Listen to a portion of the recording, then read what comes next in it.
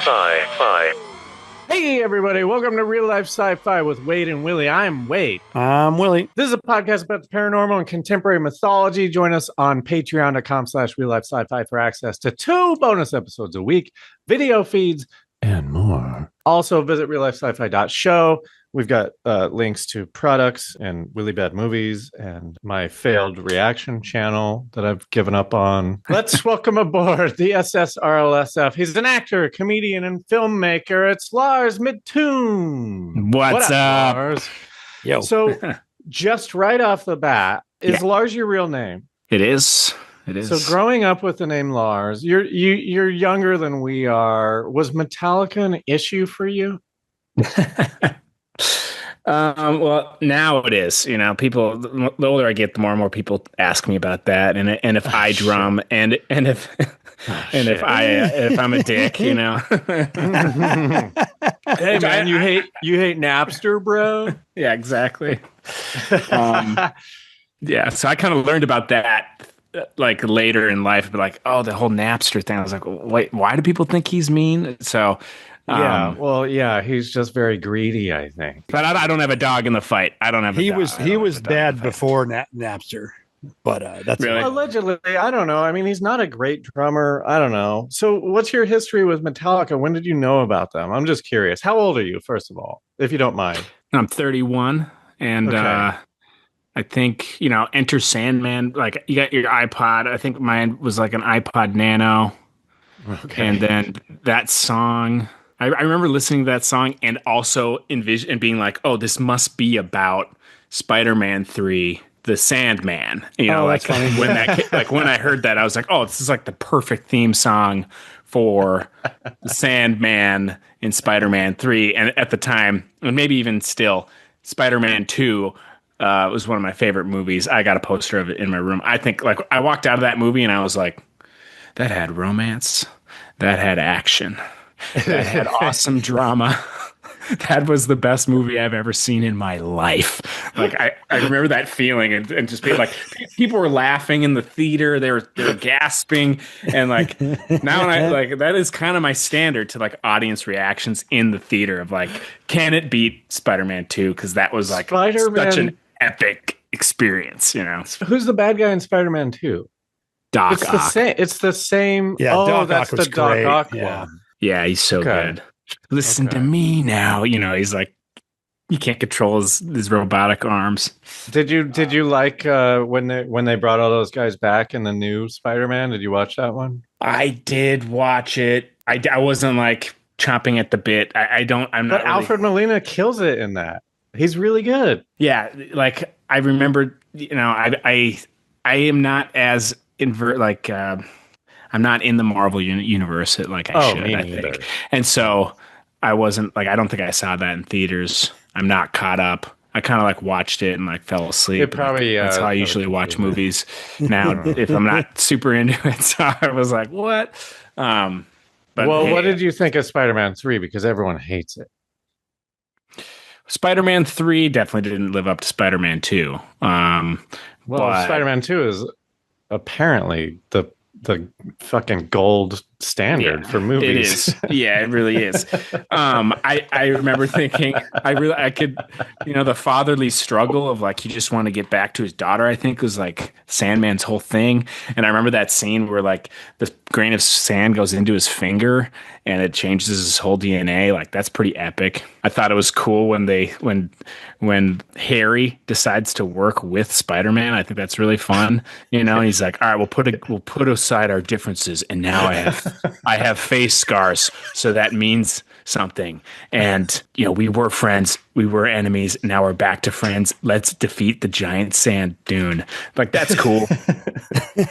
That's cool to me. And the fact that it's in that trilogy, I liked it. But I don't have a poster of Spider-Man 3. Yeah, everybody didn't like the emo Spider-Man. I thought he was the best part, dude, when he's dancing. Oh, yes. When he jazz dances, that's amazing. Yes, I fucking love that shit. I love it. We do conspiracies and stuff here. Are you like generally into this stuff, or in your free time are you looking up, like, I don't know, fucking flat Earth or something? I think the more macro it is, the more I like it. Like that's fun. Even if it's like the Whoville thing, are we just like a little, are we an operating organism on a little cell in a bigger universe? Yeah. Like I like that sort of thought, like I love it. Yeah. Like making us feel so tiny. But then like some of the stuff, like, I'm from Minnesota. Bigfoot's a thing here. Bigfoot's kind of a thing, like, I feel like everywhere. But I like the idea of that stuff existing, especially when it's like whoa, monsters and the big macro picture of things. I like that. I like one day thinking of my future having a moment where it's like, yeah, remember when we didn't believe in Bigfoot? Yeah, it'll never happen. It'll never happen. We'll believe in aliens before we believe in Bigfoot. Mark my words. So it's not something that you spend any of your free time on necessarily. It's a peripheral thing that you're aware of. Yeah. Let's jump into the WoW scale. WoW scale. WoW scale stands for WadeandWilly. It's 5-question quiz. At the end of the 5 questions, I'll give you a score anywhere between 0 and 5. If you're more of a 0, you're more of a Wade. If you're more of a 5, you're more of a Willy. I'm typically the skeptic. Willy's the believer. Are you ready to be Wade on the WoW scale? Weigh me. A duck. Is that the Marx Brothers? What is that?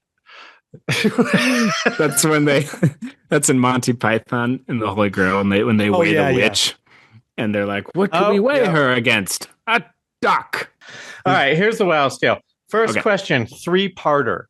Do you believe in aliens? If so, have they visited Earth? If so, have they visited Earth in the last 300 years? I do believe in aliens, and I do think they've visited Earth, and I do think it has been in the last 300 years. Yeah. Awesome. Okay. What about ghosts? I've had a ghost experience. Oh, tell us. That's kind of one of those things where, like, the more time that has passed, you're like, Let us be the judge of that. Give us the abridged version of this ghost story. Where were you? Paint the picture. Tell us the whole story. Okay, so I was touring with my ABBA tribute band, as most people do. I can't remember. I say that because I can't remember which state we were in. Like, we go on these tours, and I kind of forget which state. So it's like, it was in the South. And what's the name of the band? It's called the FABA Show. Like, fabulous ABBA. And so we were staying in this like sponsored hotel. So like sometimes to stay for free, we will like plug a hotel. And this was a bed and breakfast. And so we got to stay there. And that night, the host was like, all right, well, I'm going to lock up. If you guys need anything, like, I have to lock up from the outside. So you're kind of locked in here. You're able to get out, but just like, we need to lock the doors. So you're able to get out, but then you got to relock it. So like, we're locking up for the night. So just like, don't go outside. And we're like, okay, cool. We go to bed, and it's like a 2-floor hotel with an old elevator, like, I hate those. Yeah, it was crazy. And so I'm laying in bed, and I hear the elevator going up and down, and the cage. Ching, ching. I hear this family moving in this hotel, so I can hear them dragging their stuff and walking. And when you're sleeping, it felt like it was like a half hour, but who knows? Maybe it was like 2 minutes or something. But the next morning, we're eating, and everybody was like, "Yeah, I heard that. Yeah, I heard that. Yeah, I heard that." And then somebody in the band was like, "So who else is staying here? They got in late, huh?" And the host was like, "Only you guys are staying here." It felt like that, And we were like, what? Was it a ghost?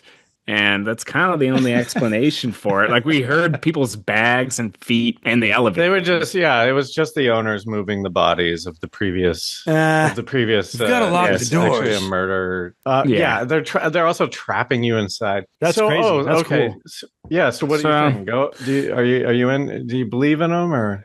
For a lot of it, it's like I'd like to, like I like to believe in them. So yes, I guess my answer is yes. So, okay. Yeah. All right. Mm-hmm. Bigfoot.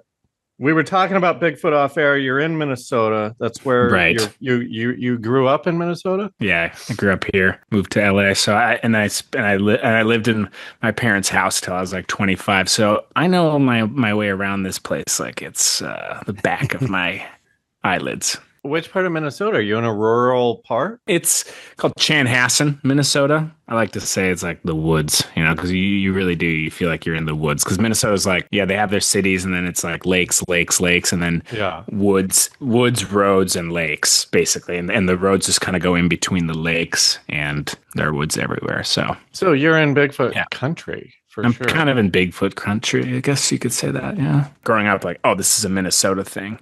And then now in California, it's like a NorCal thing, too. Yeah. So maybe he's got brothers. Do you think he's out there? You believe in Bigfoot?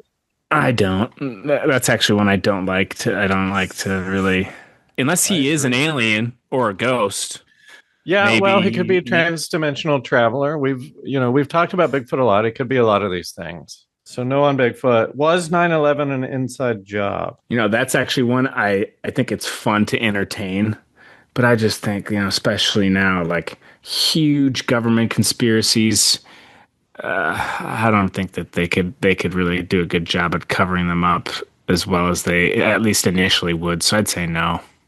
All right. That's we're going to get into that a little bit. For once, I know what the topic is tonight. There's a big government conspiracy aspect to it. The multiverse. Do you believe in the multiverse? Do you believe that we could, in the distant future, travel between different universes? I don't think I believe we could travel. So just so we're on the same page, multiverse, like every decision you make, subconsciously or not, is a split. And so then that universe exists. That's one version. There's definitely other versions that would work also, but that's one of them. Because another one there are parallel universes, but it's not based on your thoughts. There's just a bunch of parallel ones running next to each other. And I don't know, there could be some without us in them. There could be a bunch that have us in them. I'm not trying to sway you or lead or anything, but that each universe is a different frequency. Our brains are tuned to this one. And there's different entities that are tuned to a different one, and it could be extensions of you in other ones. So I don't know. So now what do you think? God, it's kind of like make your own definition. Make your own definition up of what the multiverse is. Yeah. Like, do you believe in it? Or do you think it's sci-fi? Well, yeah, it's one that, again, I like to believe in it. I recently heard one that was like, if you die in this universe, like for let's say a car crash, well, there's another universe where you don't die, right? Mm-hmm. And there's been so many moments where I'm like, I should be fucking dead, And then I'm like, how didn't I? Like, I fell asleep driving. How didn't I die? Maybe I did. And this is just the universe that I'm. Like the one sliver that I got to keep living, Yeah. So, I don't know. A yes? What do you think? Yeah. Let's go with yes. Okay. Yeah, there are different. Well, and also, actually, here's a more definitive answer. If, and I'm not a scientist, so I don't really know. Maybe someone who knows science could be like, that doesn't make any sense. But if the universe is always expanding infinitely, then who's to say every different version of anything you can fathom exists because if the expansion is infinite? Is there a universe where you do have hot dogs for fingers? Well, yeah, because it's infinitely expanding, which if it's infinite, by definition, it should be. Yeah, it should it's exist, out there. It has to be. Yeah. Yeah. I don't know what the evolution would be where we had to develop hot dogs for fingers, but maybe they just look like hot dogs. Just I picture cooked hot dogs, so I picture like a lot of heat. Okay. And then but then also, like, do we have to feed our fingers to predators to keep us safe? Or like, what's the point of them being hot dogs? Because they're not functional, right? They don't have bones in them. Maybe it's us being self-sufficient and we get to munch our own dogs. And they grow back. They grow there back? Was one version of a human. Oh, yeah. That like the only ones that survived were the ones that had things to eat. Yeah. It was themselves. Yeah. They just kept eating their fingers so much that their body was like, well, fine. If you're going to eat your fingers, we'll make them hot dogs. They say with stem cells, you can grow parts back. And I'm like, oh, that's fascinating. Oh, shit. That's like Spider-Man. It's like Spider-Man 3. The lizard guy. Yeah, it's like Spider-Man 3 when the Sandman can get his arm blown off and then it can grow right back. Yeah, why was that guy so tortured, dude? Like, just be the sand. Like, I didn't see any drawbacks behind being a Sandman. You could still make love to your wife, couldn't you? I love my daughter. Would that be really? If you got fucked with a sand dick, that would probably suck, right? It would leave a bunch of sand behind. You could wear a condom with the sand. Oh yeah. Yeah, you ever have a wave of water wash over your sandcastle? That's probably what would happen. So that's why he's so tortured.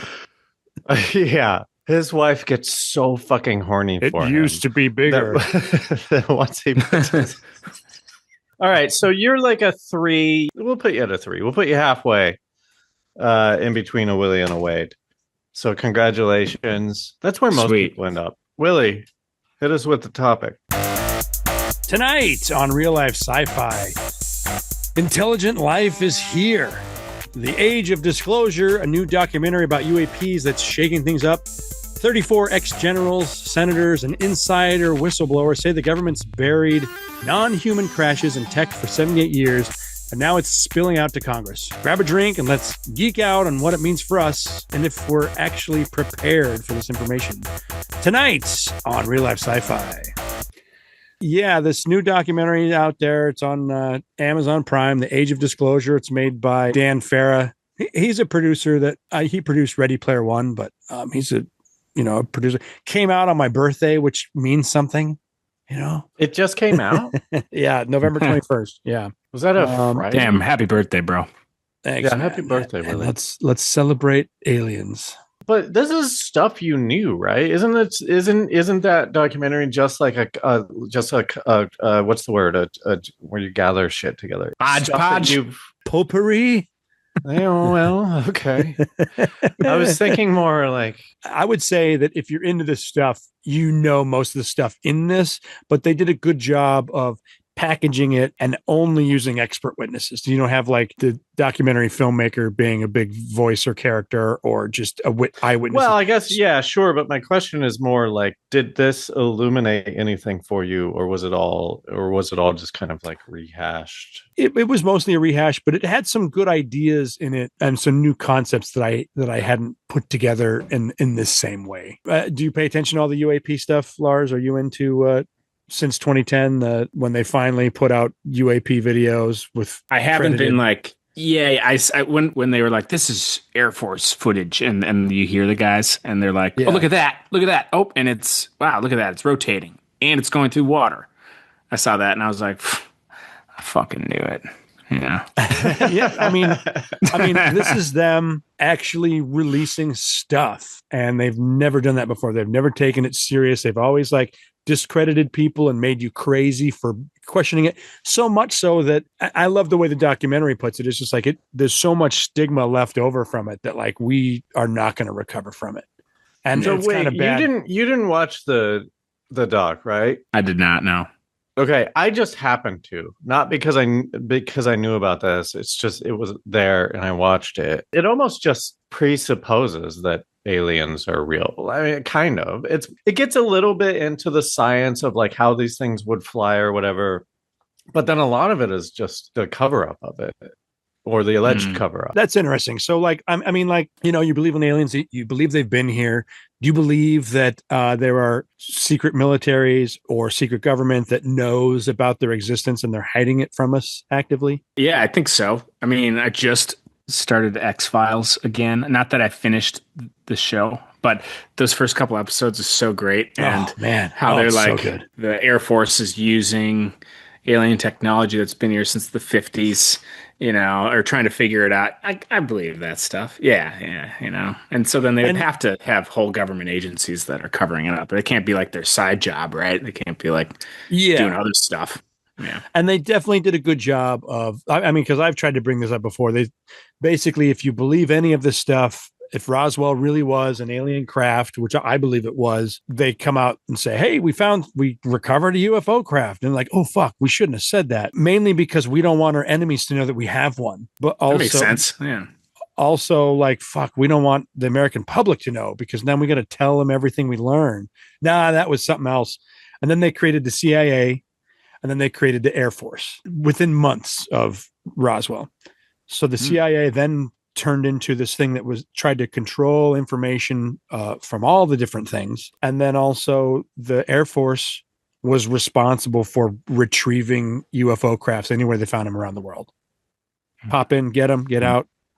And like this, it's crazy because, you think of the CIA being just this big, most important thing, but the CIA director are appointed, and it's a rotating position. But Air Force is not that way, and also the upper echelon of the Air Force, but then also the Department of Energy, which specifically relates to nuclear energy. If there were alien crafts out there and they were using some sort of nuclear energy, it's like, oh, that's our department. Can't let the world find out about it, because we've never ended the Cold War. We always have to hide information, especially if we've recovered a UFO craft for reals. You have to assume our enemies have too. So what do they have? What are they working with?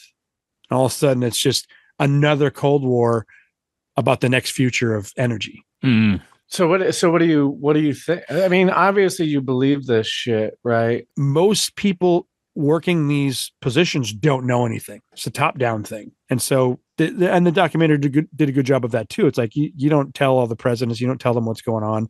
So there's just a few people pulling strings that know stuff, and not everybody has to know. Now, listen, this is a parallel.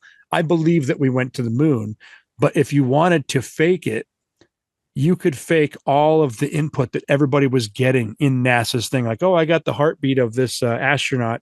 He's not in space. We're just feeding you a monitor, and you're watching this information. So not everybody has to be in on it for it to be fake. But you're also making an argument before we even. I know. Okay. So you're saying because Lars, you specifically said you don't think that the government could cover up 9/11 to the extent.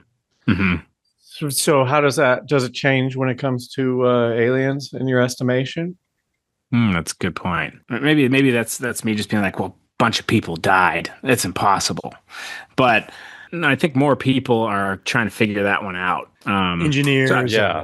Yeah. And so then kind of like you said, the alien thing can kind of get swept under the rug as. That's a great point. You're crazy. It's so much more public that it's way harder to cover up, right? When it's aliens, so a big part of this documentary is just and I didn't know this as an American, that I didn't know that the whole crackpot you saw UFO thing is entirely American. No other country has this stigma of people who have seen UFOs where everyone just calls them crazy. I don't know. It's just interesting how I've seen the disinformation work really well, to the point where these Air Force guys and stuff, I think even before their careers were threatened for saying this shit, they just didn't want to say shit because it made them look like a moron, like a crazy person. The cover up, I feel is easier. Mm-hmm. The other thing it gets into, just because we're on this, is they'll kill you. A lot of people don't say anything because they'll kill you. Right. That's what these guys think, at least. A funny parallel to the 9/11 stuff is you think 9/11 was fake? You're un-American. You how? Oh, the whole patriot, yeah. Patriotism has been used so fucking aggressively, dude. Yeah. as like a fucking, like just toe the line, man. Just like believe in the country. It's care so about our veterans. Yeah. That's what. Wait, hold on. I just said I believed in aliens. Another thing that could also play into it, I kind of, like I said, like I like to think of the hidden hand theory of that one, so like it makes what is it? It's comforting to me to think like, oh, some greater being is kind of helping us develop our tech in a safe way. Like some people think as soon as we developed nuclear weapons, that's when the aliens like stopped just observing us. And they were like, all right, we're gonna step in here and like help them out a little bit. And so in that regard, it's a lot easier to cover up the alien stuff as a government with their help. Like if they have this crazy if they have this crazy tech, then it's just like, oh well, I mean, it'd be so easy. All of the Men in Black stories, it's easier to believe that it's an entity pretending to be human than just humans wearing black suits that are playing mind tricks on you. I don't know. Wait, why? A lot of the descriptions of the Men in Black, if you saw something paranormal, including Bigfoot and stuff, they show up. People describe them looking like they're wearing a skin suit, or that their color was weird, or that these two different people had the same haircut. Their eyes are weird. Everything they describe is like something's weird about this person. I'm losing memory and that seems like a really weird use of aliens to like send. We have real CIA guys that we could send. Why would we send aliens to look like a CIA guy? Well, I see this is where we get into the crazy stuff, but I'm into it. Just mind erasing. If you picture someone being abducted.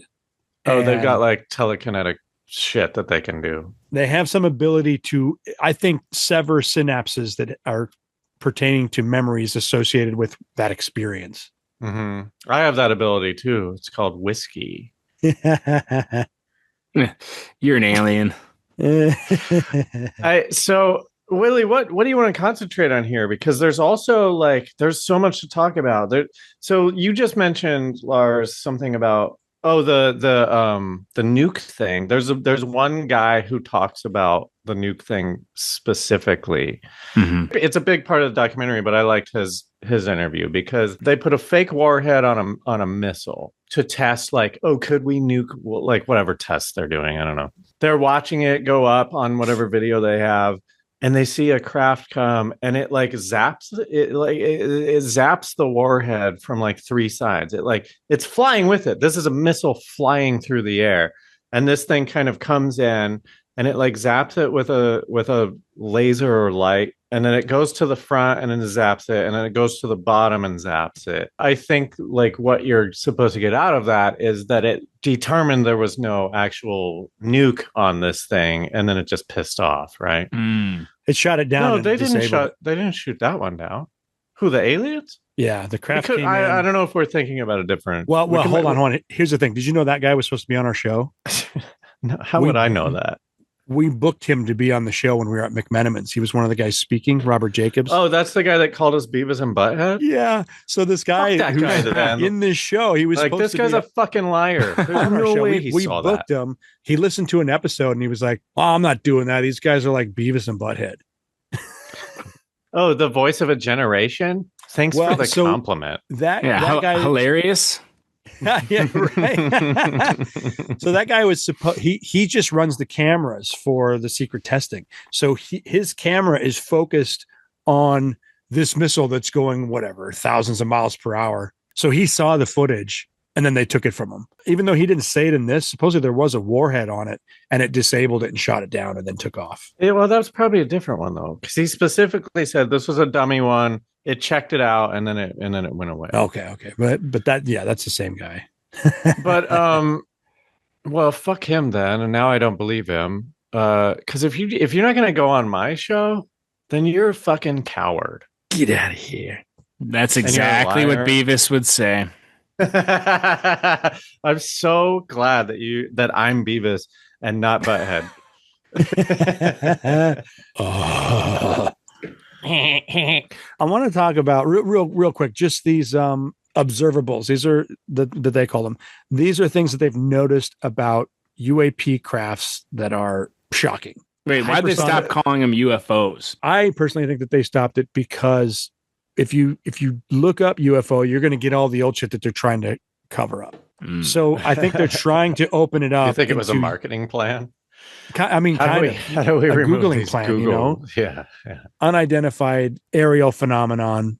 And then now I think it's unidentified anomalous phenomenon because of the crafts going into the ocean and into space, not just in the air. I think it started as like a military term. Like they didn't use UFO as in their actual, I don't know, it would have been hacky to them, I think, to use UFO. So they started using UAP, and then once they started disclosing shit, the press just was like, "Oh, you call them UAPs, we'll call them UAPs."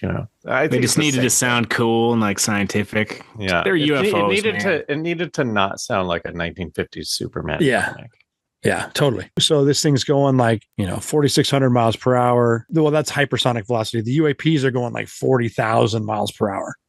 So we have nothing that can do that. Well, here's the thing. I do believe that we're reverse engineering them, so we do have crafts that can do it, but it's not official and it's all lost and hidden from maybe public. I don't know if we reverse what'd you just call reverse engineering? Yeah. Reverse engineering aside, I don't know that we have anything that can match what they're doing, right? Because we would turn to goo if we did. Okay, so that's the other thing is like instantaneous acceleration. Well, do you just want to? Yeah, you're talking about the 5 things, right? It's like this is a big UFO thing. It's like the speed, the direction change. Like, what are the 5? You tell me.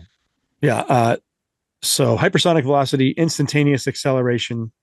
The SR-71 is one of our fastest things, and it says it takes half the state of Ohio to complete a turn.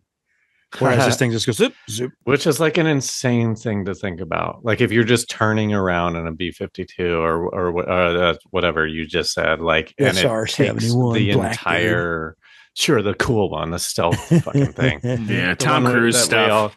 We all had posters of it in the fucking 90s next to the Lamborghini. Did your generation, did they like Lamborghinis? What was your car? Did you have a car on your wall? I'm a Mustang guy. Like 60s or the I like 60s. I like, my favorite is the Fox body Mustang, which is like 1987 and 1993. Is that the awesome horrible one? I feel like that's the horrible one. It's after the horrible one. It's really the 5.0. Okay. It's the 5.0. The horrible one led to the 5.0.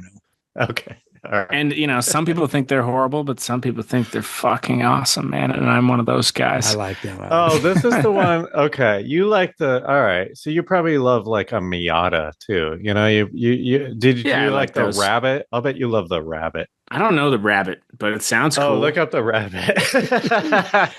No, I'm sorry. So anyway, we had Lamborghinis and stealth bombers on our walls.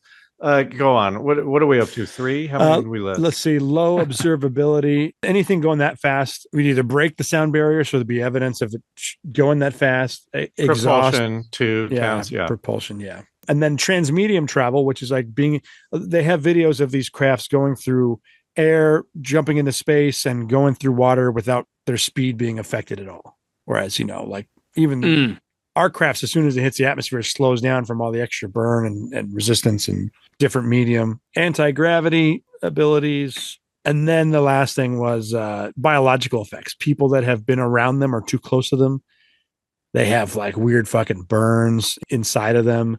Some of them, a lot of them die within 7 years of having come in contact with these crafts, which a lot of people have. Here's the thing, though. There's a guy who says that, right? In this documentary, there's a guy who's like, yeah, no, like you die, like a bunch of people die or whatever. But he's talking about seeing it, and he's saying that his brain is fried from the radiation or whatever. But he didn't say that like any of his team members. Like, why is this guy alive? That was my question. It's like, what are you talking about? Like, if everyone dies, what are you doing here? I think it was like most people. There are stories like Rendlesham where like they touched the craft and walked up to it, and it's like, oh, those people had radiation poisoning, but they didn't know soon enough, or also if you're a military and the craft is real, you either have to hide the person because there are effects of that they actually do have radiation poisoning, or you just deny it and you don't help them. It's like, no, you don't have that, Yeah, but think about this. Another thing, Lars, is that one of these guys claims that we have UFO, UAP recovery teams, like Air Force military teams, that can just basically, because we have military bases around the fucking world, wherever one of these things goes down, they can be there in like minutes and like scoop up the tech. So what? Radiation goes away once it hits the Earth? Like all these? Why aren't all these? Well, that's why the latest egg-shaped retrieval, they wrap it up. The helicopter picks it up, and like a person doesn't touch it. They just grab it and take off. Okay, so that's great. But like, what if it's in pieces? Yeah, right. Or maybe they don't go into pieces, but the Roswell one was in pieces. I mean, from what we saw. I don't know. That's just what I'm thinking. I don't know about this guy who thinks that we're all going to die or whatever. I didn't understand why that was in there. It's like, if you see a UFO, don't go up to it. Okay, great. Noted. Well, I know.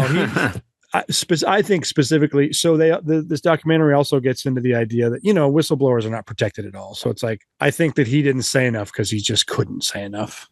Yeah, but whatever. I just don't know why that was a part. Why was that in there? But did you hear about all the Russian guys who turned into pillars? Cement pillars. I saw on Instagram, mind you, that it was declassified, like these Russian files, the R files, and they declassified that these guys turned into pillars for witnessing a UFO. Like, what kind of pillars were they made of? Like marble, cement? Yeah, cement pillars, like completely cylindrical, or some guys. I think turned into actual pillars, and some guys turned into cement.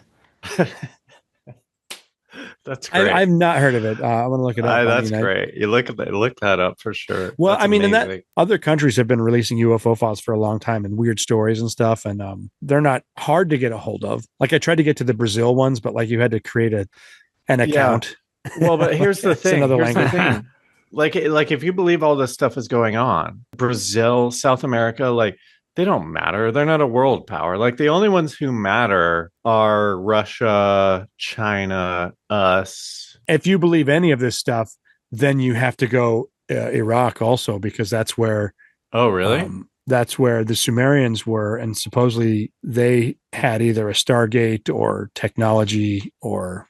Well, that's you sent us okay. If you believe in the New York Post. Yeah. Which, I love New York Post articles. Yeah. The rag of rags. I definitely do love watching, in Men in Black, when they read those for the real paranormal stories.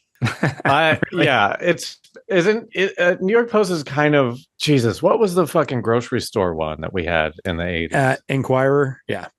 Definitely. Yeah, the National Enquirer. Yeah. It is, right? Alexander Hamilton started the New York Post, you guys. Did you know that?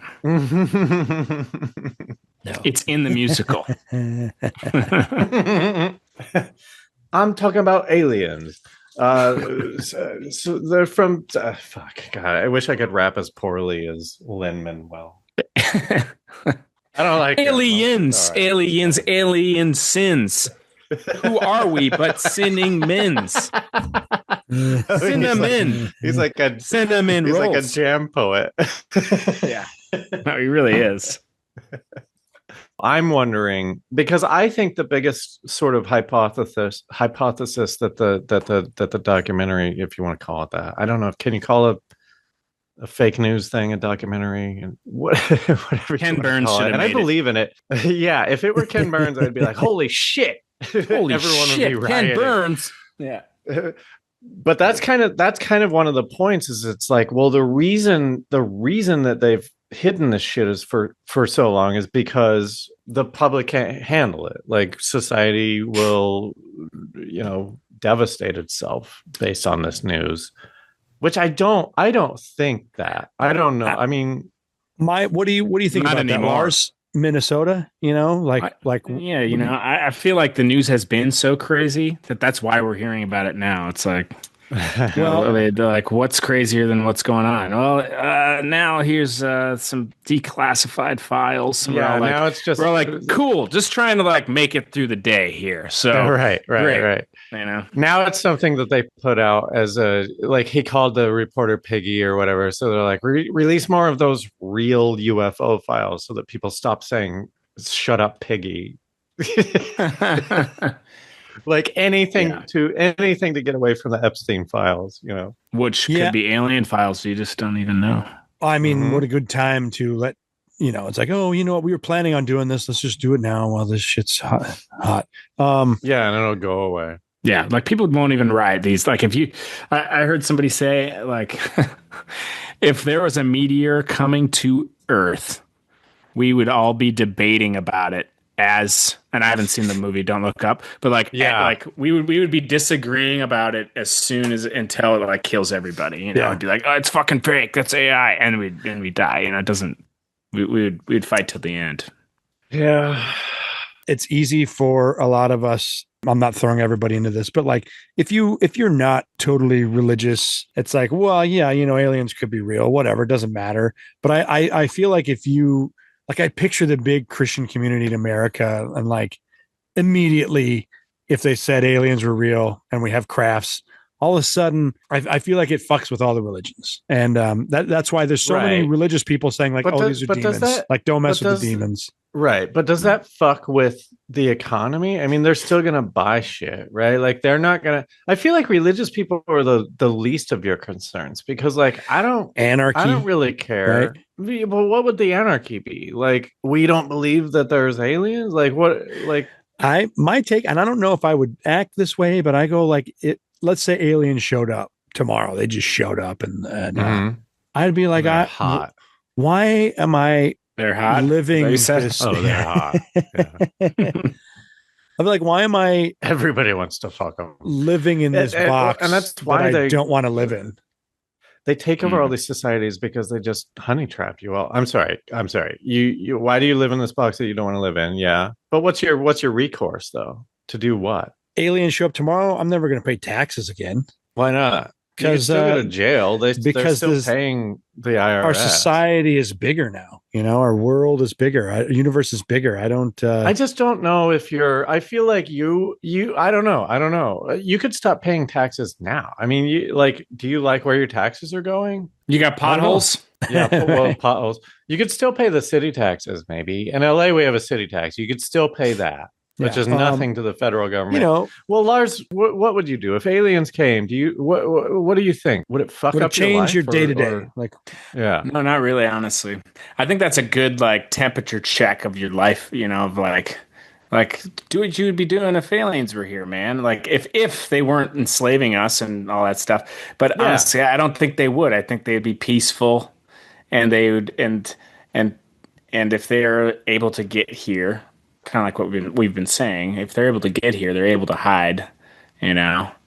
And so I think, I don't know. I just don't see them being that barbaric either. So it'd be like, and so why even announce their arrival if they're just like studying us? And what's kind of cute about aliens is that I think they'd come here peacefully and it wouldn't change too much because they have to figure out like, if we ever become the aliens to another species out there, we have to figure out our own shit on Earth so well that we're able to like unite and be like, okay, now we get to, it's like a video game, you know, it's like your civilization gets to expand beyond this little ball. And so they're going to get here with all their shit figured out. And they're not going to, you know, they're not going to be too like crazy, like hot-headed, I don't think. So you guys are still mean to each other? Yeah, what? Well, but it could be a race for misinformation. Like if we get there first, we can tell, like, let's say that it's humanity has gone beyond whatever and we discovered life, but Russia and the US, we still have conflicts here. We want to get there and be like, hey, Russians are bad. And we start feeding whatever their Twitter is with like all of our propaganda, you know? So it could be something like that, these guys. It's true. Imagine if they did come and there were like 3 different types of them, but they all look the same and they're like, hey guys, those guys are not chill.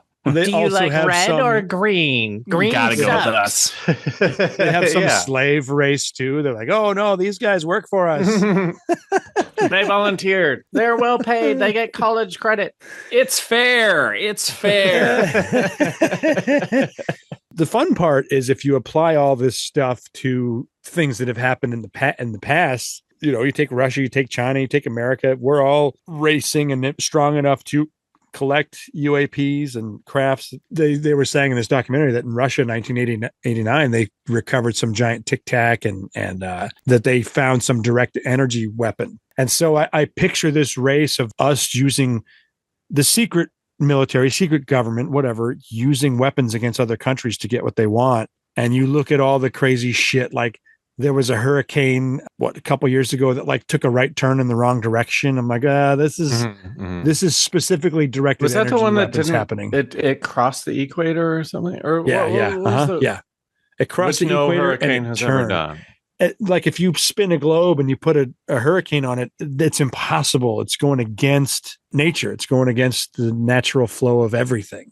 It doesn't do that because it's like impossible. What does that have to do with aliens, though? Reverse engineering their stuff, using their weapons, and then everyone hiding the secret that they were even doing it. All of a sudden, it's not a Cold War anymore. It's a hot war where it's like, let's just say, hold something up for ransom. You don't do it, we're going to throw another hurricane at you. Well, you think it was a man-made hurricane that came from reverse engineered alien technology? The hurricane might not have been man-made, but it definitely moved or was directed or was got huge because of the directed energy. Like even this one in Jamaica that recently happened, and you look at the fires in Canada, over a 300-mile radius, 26 fires started at this exact same time. That's impossible. Doesn't that just feel like an anti-global warming kind of misinformation? Like, oh fuck, dude, the environment's getting really bad, but we could blame it on aliens. No, it's not the aliens, it's other governments harnessing the alien technology though, in an effort to stop people from caring about global warming. That's all I'm saying. It's like, these fires that have never happened before, but that could also be attributed to climate change and just that we're ruining this planet. And it would be in some oil fucking CEO's agenda to tell us that it's aliens. I'm just saying, be careful about this stuff. Because if you look at I get where what you're saying, but coming from. But I'm just going no matter I do believe that we've recovered stuff and that we're using these weapons like this. And I also believe in climate change, but no, I know. I'm not saying you don't. I'm just saying, I'm just saying watch out. It just feels weird. Because what are these? Okay. So here's one of the things that I wanted to ask. This documentary, I don't believe ever kind of dove into what they're actually reverse engineering, what technology they alluded. They're like, oh yeah, you see these companies. I think they're maybe talking about the iPhone, but I'm not sure. But they were just saying oh, you see these companies who have nothing, and then all of a sudden they're advancing all of this technology. Yeah, that's because they are defense contractors, and they're basically just stealing it from the taxpayers and making it proprietary. So Lars, one idea is that the reason why you have Northrop Grumman, the reason why you have Boeing and all these companies doing secret testing at these secret sites is because, they reverse engineer the UFOs so that they'll never be able to release information to the public. Freedom of Information Act. If the government's doing it, they eventually have to release information. It's like, okay, you guys work for us.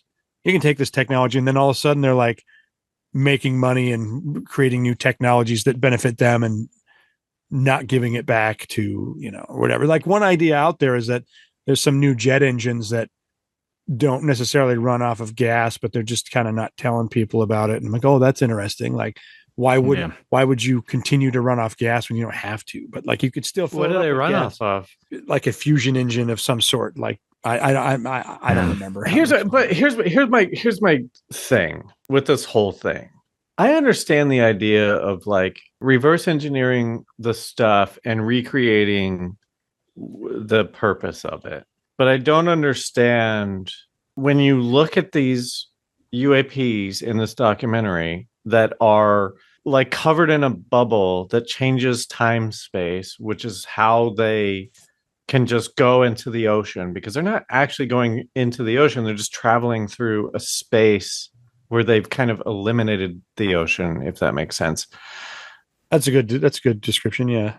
It's so much more advanced than anything that we have. I don't know how you would take that. Like, where would step one be? Because it's just like, these guys are so, if you can do that, what are you taking away from it? Like, what are you doing here? Yeah. What do you, yeah. How do you reverse engineer it? Like, it's like giving a caveman an iPhone, right? And then having him dissect it and going, now recreate the iPhone. But would he get anything out of the iPhone? I do agree with you, but when you have these physicists, rocket scientists that understand this stuff, those are the guys that are like, oh, this is this, and then they just apply that, and it's not necessarily that they can rebuild it, but they understand the science enough to go like, oh, that's how this works. And maybe, or they're even proving to themselves what they thought was impossible is possible. Yeah. They're going, oh shit, I guess that's another thing we don't know about. I mean, like one thing they talked about was, so quantum entanglement, maybe they're getting energy to create this other field of time space from another point in time. I'm going like, oh fuck, you quantum entangle a star with this thing, and all of a sudden this star over here is like powering, because they're saying there's so much power being used to be able to do this. But it's funny because like people saying this don't understand the science either. So it's like explaining magic.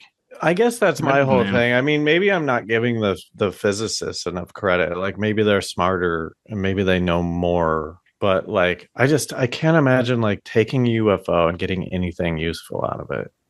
Like how would you even know? Like, give me a motherboard. I won't be able to tell you anything about it. I know. I can look and tell you if the solders are good, but I don't know what's connecting. Like, okay, that's some work. Caveman shit. They don't even have solder. Or even like giving an iPhone to ants, like a village of ants. That's what I kind of think it'd be like. It's like, that's how, like, ants don't know we're deciding to step over their ant hill. They don't know shit. Like, they don't even recognize us. It's like, that's how we probably would perceive some being that's able to get to us. So if that's the case, it makes me think that like these things that they're leaving behind, one of the parts of the documentary is that like they're sort of like weaponizing all these different countries because they haven't chosen a side yet, right? So they're like giving everyone. That's why Russia has a craft and. It's like an IQ test. Oh, you get one. What are you going to do with it? You get one. So they're being these crafts aren't crashing. They're being left behind. Right. I didn't picture it as an IQ test, but that's kind of a good. But I'm just wondering, are these crafts like from like 200? Is it like us dropping a Model T off? It's just like some.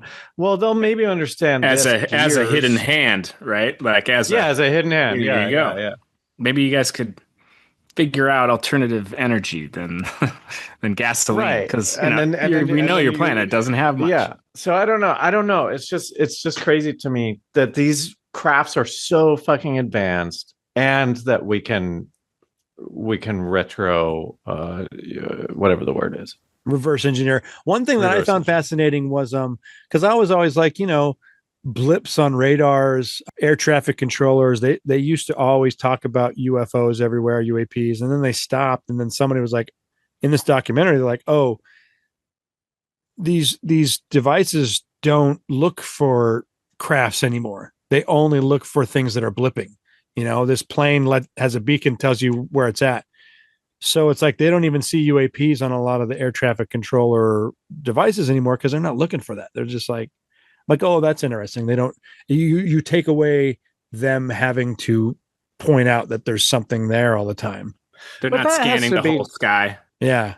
They just don't even, according to this, they just don't even like really use radar. They only use it to pick up signals that are intentionally telling you where they are. So like none of these UAPs are But then I'm like, okay, well, what about fucking other countries? Like, you don't care about them? Like, well, I mean, we still have NORAD doing that, but just not commercial air traffic, So I'm like, oh, that makes sense. Like, take away them asking questions. What is this? I don't know.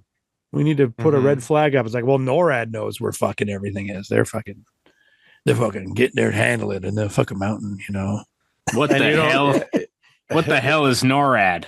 Oh, do you not know NORAD? No. Get you, Willie, you say it. I'd butcher it. It's basically America's defense for anything in our airspace. It's in Colorado Springs in the mountains. It's like the protected. Yeah, we know about it because we're from mountain Colorado. Base. It's like it's a base that's in a mountain. If you've seen Interstellar or 2012, they both deal with NORAD. It's like have you seen Interstellar? Like that's where Matthew McConaughey. That's where that's where it's working. Okay. Yeah. So like if a nuke, like swat down the nuke, that kind of technology. Yeah, and supposedly, like you picture a president being anywhere in the U.S., they can get to somewhere to get to NORAD quickly. That's like the defense bunker. Oh, nice for protected people. So supposedly, there's underground tunnels from DIA that go there, and all over the country. I believe that it's all connected, but. I don't really even know what the point of the doc was. It seems like. I don't know. What do you take away from any of this? This was their way of protecting themselves, but B, going like, hey, all of these congressional UAP hearings that have happened in the past years, have been 3 of them. This is them just trying to get it on the books. And so like these are expert witnesses just basically saying, we need to address this. This is fucking real. So it's just like another way of, hey, if we all get together, maybe we have defense in numbers. Maybe not all of us are going to die. Even though a lot of these people have been saying a lot of these things for years, this is the most professional documentary we could put out about UAPs, because most of them still have crazy shit in them where it's like, well, I believe all this, but this thing taints the whole documentary. It's like, all of a sudden, like a lot of people don't like Stephen Greer or the muscle dude. The Stephen Greer guy, Lars, if you don't know, he's like a UFO guy, but he's also jacked. And I'm like, you've got something to hide. Like, there's no reason for you to be jacked, dude. Like, never trust a jacked man. You can't trust him. You something. Like your life is going too good. If you can spend that much time in the lab, as they say, then I don't care about what you think about it. Dude, I actually heard girls say that, like never date a chiseled man. I've heard that before. It's like, wow, he's got demons or something, like, why are you so chiseled? I love the idea of like a knife salesman coming to my house, and one of them is like a nerdy like guy with glasses, and one of them's like a fucking jacked, yoked dude. I'm like, oh fuck, dude! Like, are they kitchen knives, or are they fighting kitchen knives? They're just kitchen. Yeah, then I go with a little weakling guy. Have you seen like this guy? His name's like something Elliot, and he's a motivational speaker for men, and he's like he's jacked, and he's like, get up here. Take your shirt off. You see that? You don't have abs? How can I expect you to sell cars if you can't spend time taking care of your body? And it's just like the most reversed, messed up masculine like thing ever. Oh, it's like, man. Totally. I love it. Do you care about your family? How don't you have abs? It's just, he's just secretly selling some kind of ab workout. Yeah, you'll never be a professional, serious man unless you have abs. I don't trust anyone with abs. I think if you have abs, that's crazy. To work on your abs is an insane thing to do. Like, nobody sees them, dude. No. There's no thing. Jack You dude see that them. Leaves his shirt on. You have to see them every day. Well, Lars, what do you think? I mean, you haven't seen the thing, but we kind of I don't know. We said a bunch of stuff. What do you think? Like, what's the question? What's the end question here, Willie? Like, what is it? If this is all happening, do you think it's important for everyone to know, or do you think it's better that the average dummy doesn't know? Because what's a Karen's response to aliens? Yeah, and then we get the don't look up scenario where people aren't believing it. So right.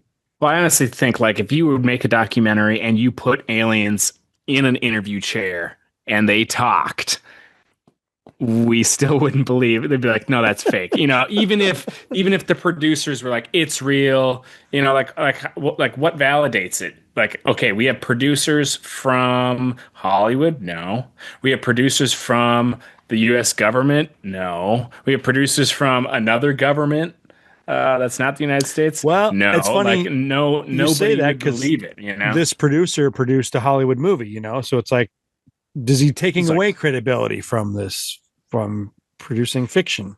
If it was Ken Burns, maybe we would all believe. Yeah, I mean, Ken Burns, but Ken Burns has never told a lie. He's like the George Washington of our time.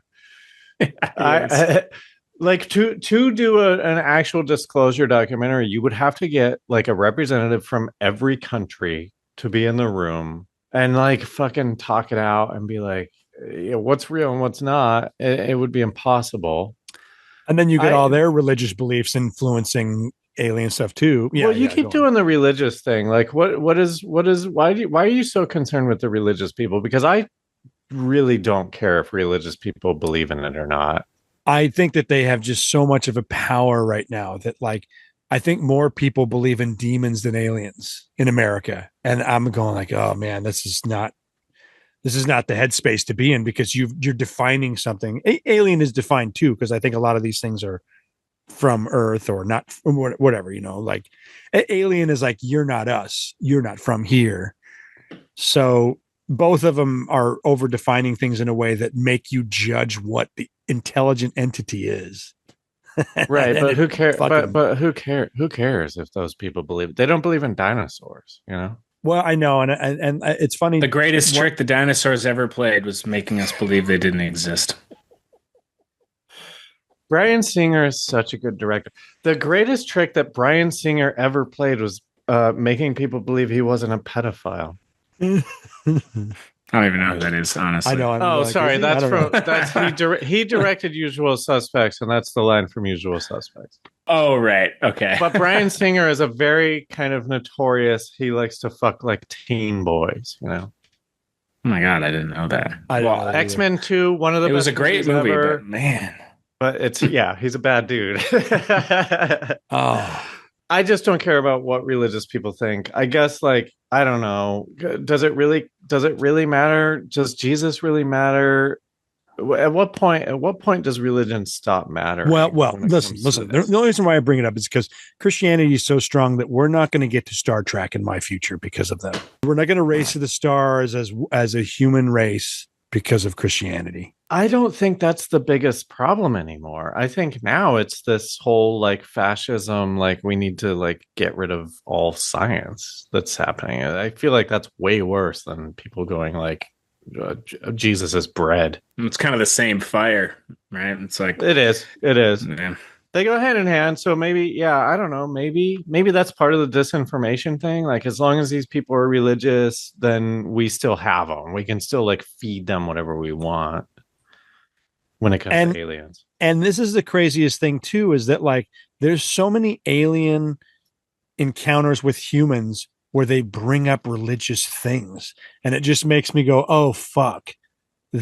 Whatever their experience is tainted too. And I don't know if it's because of their beliefs or because, let's say that we are some sort of experiment for some other race and they want to keep us on the path of belief to not find them, or I don't know. It brings up more questions or like biblically accurate angels.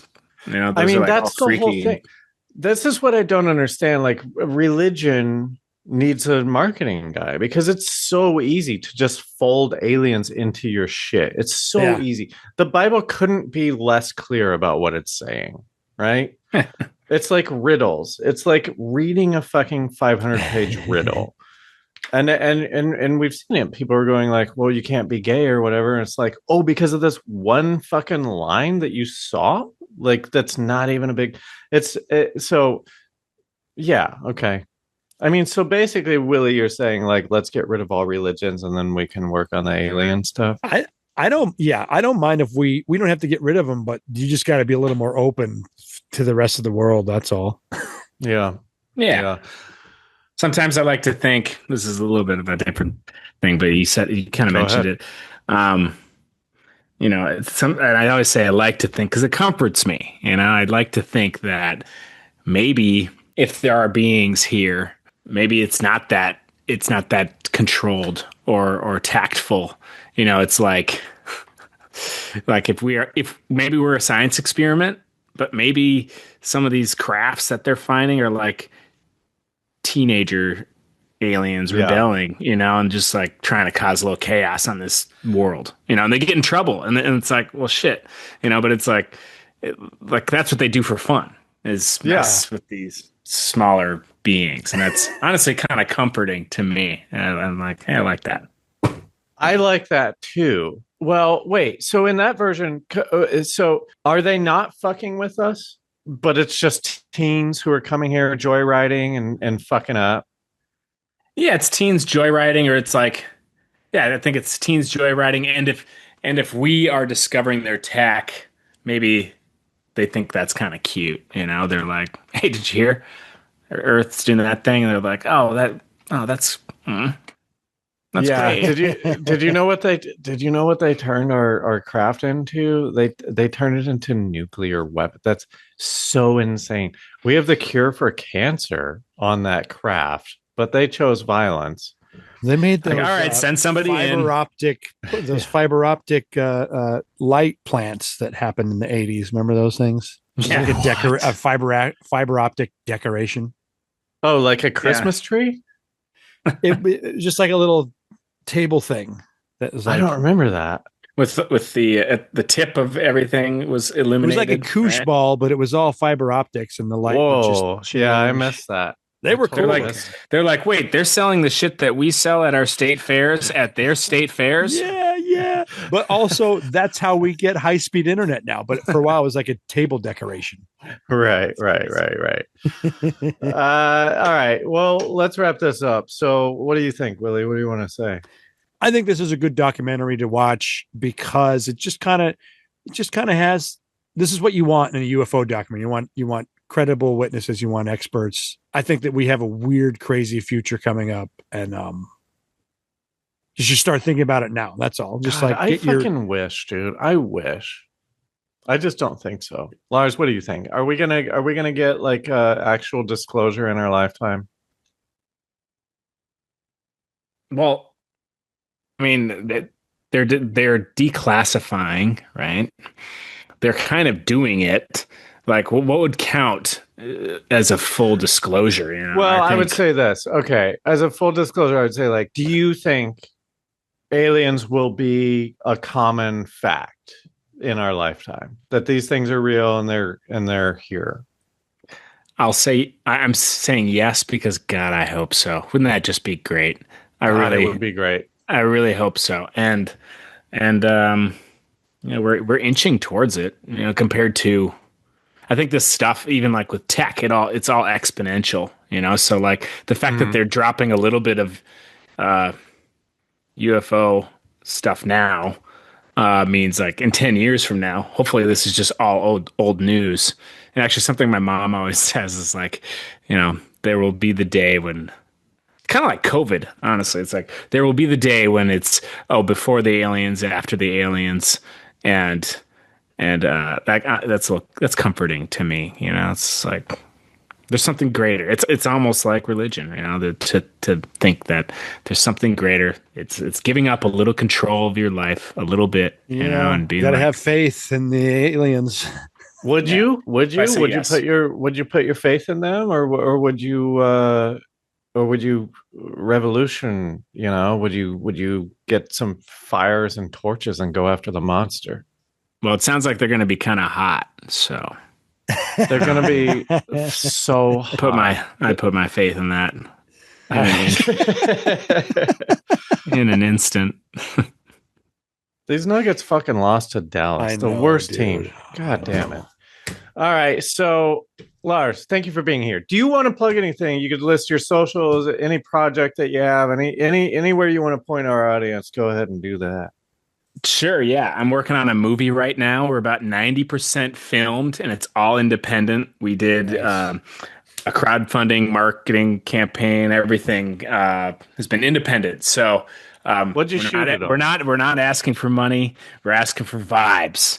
I partnered up with a company called Ramble Pictures here in Minneapolis. I believe we shot it on a SF7. It's a cinema camera. I'm blanking on which letter.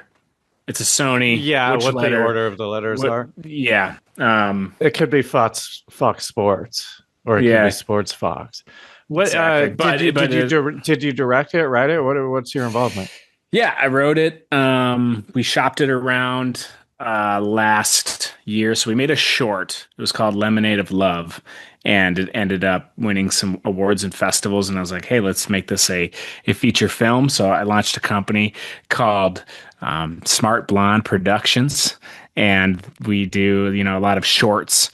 And now we're doing our first feature. And so we wrote it, chopped it around, got some bites, and then it was like, yeah, we want to move forward with your script. And then next thing we know, the guy we were talking to at the studio, they shuffled their management. It just was like, all right, if we're gonna make this movie, we just got to make this movie. So we're still filming, but we're 90% done here in Minnesota. We're done, and that's why I've been home actually for like 2 months doing that, and finished up in November right before the snow. It's called Love You to Death. It's a rom-com parody that slowly devolves into a horror, but it's very comedy focused, pushes the comedy. It's not really spooky, it's kind of like a Mel Brooksy scary movie sort of situation. My background is sketch comedy, so it really leans into what's the funny part of each scene, and we take it off from there. And awesome. Yeah, so look for that. We are Smart Blonde Productions. That's smart_blonde_PROD on Instagram. And then my personal is Lars.hub. My partner and I, comedy partner, Sutter Nolan, we are posting sketches all the time. I can't believe we haven't had you on before. Dude, I'm a big fan of yours. You go follow him, watch all of his fucking comedy. You are like doing what I want to do, where it's like your account is like your own sketch show. And I will tell you, I think that everything, I don't think there's anything you've ever made that I didn't like. I fucking love it. And I'm just so excited for your movie. Like, thank you. Honestly, so funny, man.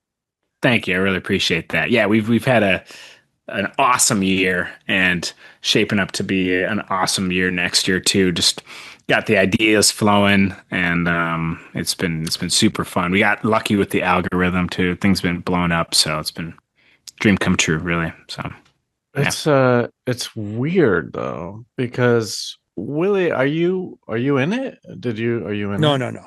Oh, you're not. And I'm not in it either. And I'm wondering, did our what happened? Why aren't we in it? Why aren't we in it? in what, the movie or the sketches? In your movie? Well, anything, man. We're out here.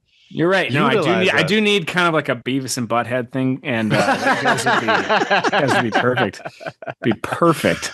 But when I come back to LA, let's do something for sure. Dude, let's work. Lars Midthun, check him out and stay tuned. What is it? I love you to death.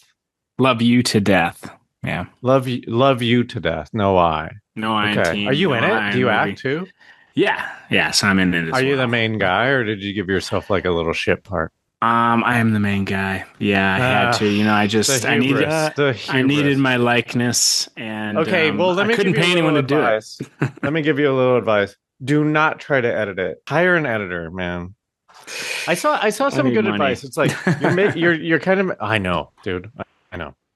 You're making 3 different movies. You're making you write the script, and then you make the movie. It's 100% different. That you're remaking the script when you make the movie, and then when you get into post, it's like a whole fucking third deal, man. Yeah, so get as many heads in there as you can. It's really 3 people. That I'm kind of like I haven't started editing because I'm hoping for my brain to reset, Yeah. Spend some time away from it. Maybe you'll see some mistakes or whatever.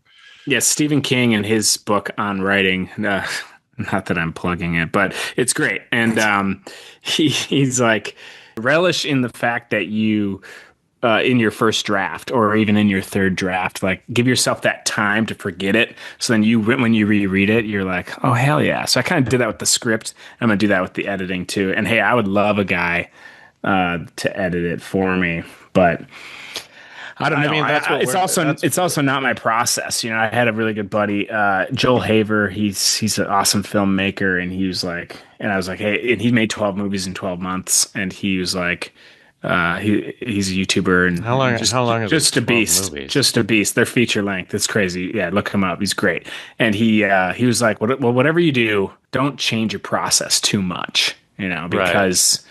That's what is your process. Yeah, but dude, I'm from sketch too, and like editing sketch is so much different than editing a movie. I listen, I don't know. I'm just like, I'm having fucking, what's it called when the woman gives birth and then hates life and wants to kill herself?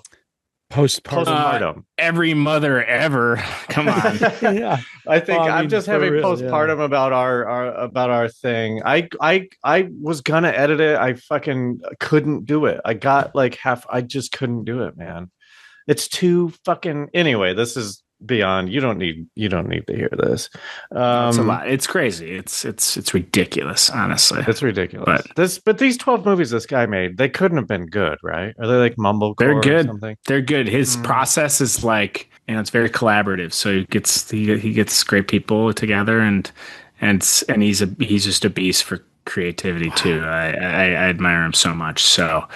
I couldn't say enough good things about him. Like just a force for good, a force for creativity and art. Creativity, yeah. It's just like it's all about that, and he practices what he preaches, and it's cool. So, and I hope to do the same sort of thing. Practice what I preach. Edit my own shit, and try not to hate myself while I'm doing it. Yeah. Good luck. Thank you. All right. Thanks everyone for listening. Remember, go to patreon.com/RealLifeSciFi. Okay, we're gonna keep the conversation going on our more episode. RealLifeSciFi.com. Fucking what did I say? Patreon.com/RealLifeSciFi. You can find it there. We're gonna keep talking about Lars. Not about him. Not about him. Talk about me. Let's talk about your blonde hair. And yes. Okay, you're like a surfer. Now I understand kind of a this surfer, stuff. Dude. Now I got so much experience here.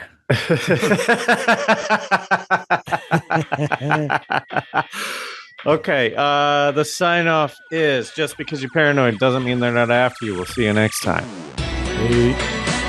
Bye.